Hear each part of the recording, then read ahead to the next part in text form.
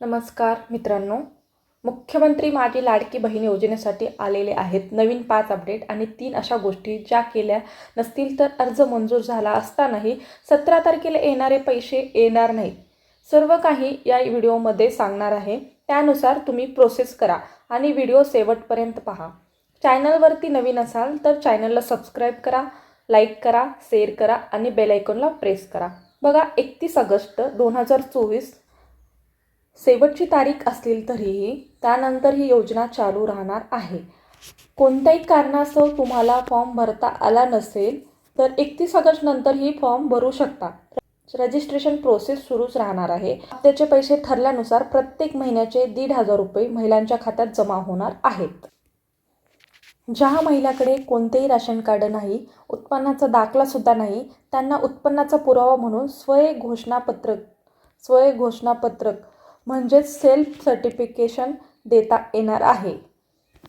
स्वयं घोषणापत्रामध्ये स्वतःचा किंवा पतीचा उत्पन्नाची माहिती महिलांना भरता येणार आहे। बघा, उत्पन्नाची माहिती भरता येणार आहे। हे घोषणापत्र उत्पन्नाच्या पुराव्या जागी महिलांनी ऑनलाईन फॉर्म भरताना अपलोड करायचे आहे। बघा, उत्पन्नाच्या प्रमाणपत्राजागी हे सर्टिफिकेट तुम्ही अपलोड करू शकता। पहा, याआधी लाडकी बहीण योजनेचा हप्ता 19 ऑगस्टला जमा होणार होता असं सांगण्यात आलं होतं, पण आता 17 ऑगस्टला हा महिलेच्या खात्यामध्ये जमा होणार आहे। हे पैसे डीबीटी अंतर्गत म्हणजे डायरेक्ट बेनिफिट ट्रान्सफर मार्फत 16 व 17 ऑगस्टला महिलांच्या खात्यामध्ये पैसे जमा होतील। महिलांचे थेट बँक खात्यात जमा होणार आहेत। डीबीटीची प्रोसेस सक्सेस होण्यासाठी महिलांनी त्यांचे बँक खाते आधार कार्डशी जोडणे महत्त्वाचे आहे किंवा लिंक करणे गरजेचे आहे।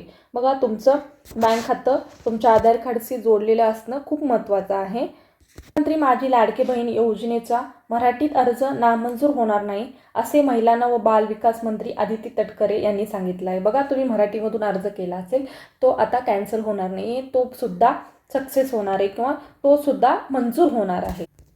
पहा, उत्पन्नाचा पुरावा म्हणून उत्पन्नाचा दाखला तो नसेल तर पिवळे किंवा केशरी राशन कार्ड जोडावे लागत होते। त्यामुळे पांढरे म्हणजे शुभ्र राशन कार्ड असणाऱ्या महिलांना लाभ मिळणार का, हा प्रश्न समोर येत होता।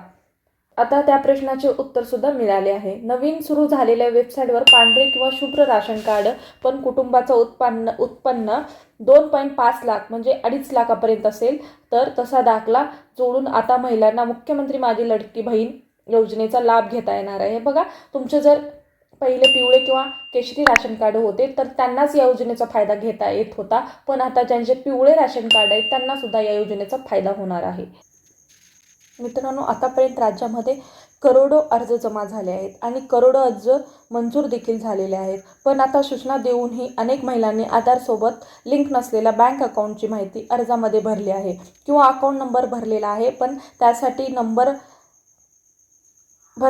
पण त्यासाठी जो IFSC कोड टाकलेला नाही आणि अनेकांचं तर जनधन खाते अकाउंट चालेल म्हणून ते भरलेले आहेत। अनेक दिवसापासून ते ऑपरेट केल्या नसल्यामुळे जनधन खाते बंद झालेले आहेत किंवा ते इनॅक्टिव्ह झालेले आहेत। तुम्ही सुद्धा असे काही केले असेल किंवा भरलेले असेल तर लवकरात लवकर या 3 गोष्टी चेक करून घ्या। म्हणजेच काय चेक करून घ्यायचं आहे, बघा, अर्जामध्ये दिलेला अकाउंट नंबर बरोबर आहे का, त्यासोबत IFSC कोड भरलेला आहे का, म्हणजे अर्जामध्ये दिलेला अकाउंट नंबर तुमचा बरोबर आहे का आणि त्यासोबत IFSC कोड भरलेला आहे तो बरोबर आहे का, जो अकाउंट नंबर अर्जामध्ये भरला आहे तो तुमच्या नावावर आहे का आणि तो आधार नंबर सोबत लिंक आहे का, म्हणजे जो तुम्ही बँक अकाउंट टाकलेला आहे तो तुमच्या नावावर आहे का आणि तो आहे म्हणजे बँक अकाउंटशी लिंक आहे का, म्हणजे आधार कार्डशी लिंक आहे का, हे सुद्धा चेक करणे गरजेचं आहे।